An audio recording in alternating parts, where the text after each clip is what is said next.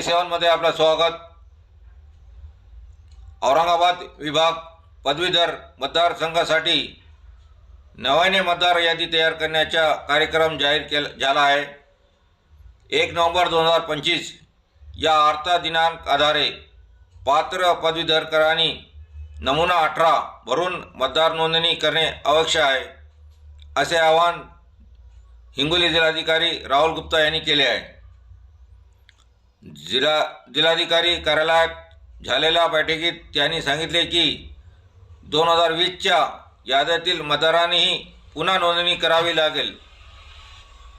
अर्जासोबत पदवी प्रमाणपत्र अथवा गुणपत्रिका सादर करावे लागेल। ही कागदपत्र मूळ स्वरूपात किंवा संक्षिप्त प्रतीसह सादर करावेत। नोंदणीसाठी भारत निवडणूक आयोगाने अधिसूचित विद्यापीठातून पदवी 3 वर्षापूर्वी पूर्ण केलेली असावी। अर्जाची प्रतीक्षा किंवा टपालद्वारे सादर करता येतील, मात्र एकत्रित अर्जाचा गठ्ठा स्वीकारला जाणार नाही।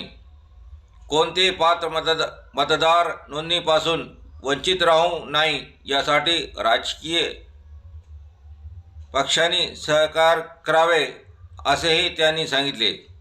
मतदार यादी तयार करण्याच्या तारीख आणि प्रतीकाची सविस्तर माहिती जाहीर करण्यात आली असून अंतिम यादी 3 डिसेंबरला प्रसिद्ध होणार आहे।